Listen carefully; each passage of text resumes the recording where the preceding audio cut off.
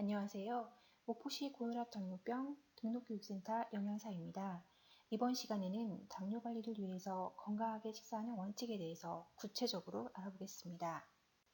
식사를 통해 건강하게 혈당을 관리하기 위해서는 당뇨병의 식사 원칙을 알고 지키는 게 필요합니다. 첫 번째로 하루 세 끼는 규칙적으로 제때 꼭 맞춰 섭취하도록 합니다. 대부분의 사람들이 아침은 거르고 점심과 저녁, 특히 저녁은 마음 놓고 과식이나 폭식을 하는 경우가 많기 때문에 자연히 혈당이 높아질 수 있어서 조심해야 합니다. 두 번째 원칙으로는 나에게 알맞은 양을 섭취하는 겁니다. 개인마다 체격이나 활동 정도가 다르기 때문에 하루에 드셔야 하는 식사량도 달라지는데 만약 과하게 식사를 하게 되면 혈당이 올라가고 또한 식사를 거르게 되면 저혈당이 생길 수가 있겠죠. 식품군이란 영양소가 비슷한 식품끼리 묶은 것입니다. 균형 잡힌 영양 섭취를 위해서는 곡류군부터 과일군까지 6가지 식품군을 제대로 잘 알고 골고루 섭취해야 됩니다.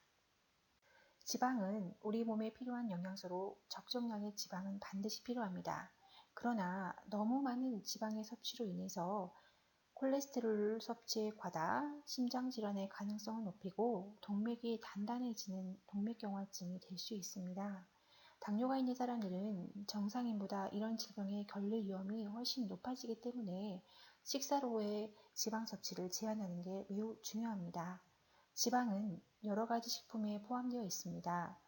육류, 우유나 생크림, 치즈, 아이스크림 같은 유제품, 계란 노른자, 버터, 샐러드 드레싱, 식물성 기름과 같은 기름기가 많은 디저트 등입니다. 특히 동물성 지방은 혈중 콜레스테롤을 높일 수 있으므로 주의하는 게 좋습니다.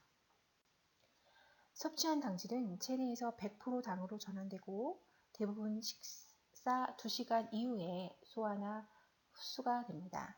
설탕이나 물엿, 시럽, 사탕 등 당분이 많은 식품은 혈당 수치를 급속히 올릴 수 있으므로 제한해야 되지만 저혈당 치료에는 이용할 수가 있겠죠.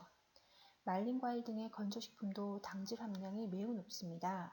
또한 당질을 식사와 간식으로 나누어 섭취하면 혈당 조절에 도움이 될 수 있겠습니다. 생활 속에서 어떻게 저염식을 실천할 수 있을까요? 가공식품은 멀리하고 신선한 자연식품 위주로 섭취하며 간을 볼 때에는 조리 도중이 아닌 조리가 완전히 끝난 다음에 소금이나 간장을 넣고 소금이나 간장 대신에 향신료나 천연 양념을 활용하면 좋겠습니다.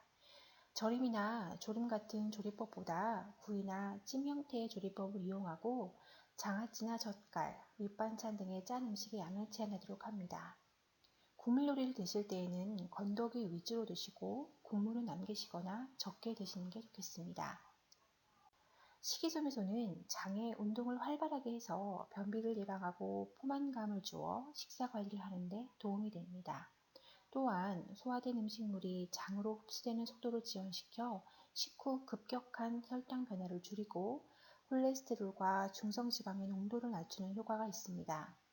이 식이섬유소의 섭취를 증가시키려면 흰 쌀밥보다는 잡곡류나 도정이 덜 된 곡류, 콩류 등을 섭취하고 채소, 미역과 다시마 같은 해조류의 섭취를 늘리도록 합니다. 채소는 즙보다는 생채소로, 과일도 주스보다는 생과일을 이용하고 껍질째 섭취하도록 합니다. 당뇨병 환자들이 술을 마시면 혈당 관리에 영향을 미치므로 주의해야 되는데요. 술은 혈당 조절이 잘 되는 경우에만 한두 잔 정도로 마시는 게 가능합니다. 간질환이나 고지혈증, 비만한 당뇨인의 경우 술을 마시지 않는 게 중요합니다. 특히 공복 상태나 운동 직후에 술을 마시지 않도록 해야 되는데 음주 후 다음날 아침 저혈당이 나타날 수 있으므로 혈당 검사와 아침 식사를 거르지 않도록 주의합니다. 당분이 많은 과실주, 곡주, 칵테일, 발효주 등은 혈당을 높일 수 있으므로 피해야 되며 술을 마실 때는 천천히, 도수 높은 술은 희석해서 마시는 게 좋겠습니다. 또한 일부 약물과 알코올을 함께 복용하지 않도록 주의합니다. 이상 건강하게 식사하는 원칙에 대해서 알아봤고요. 다음 시간에는 당뇨병의 식사 계획에 대해서 알아보도록 하겠습니다. 감사합니다.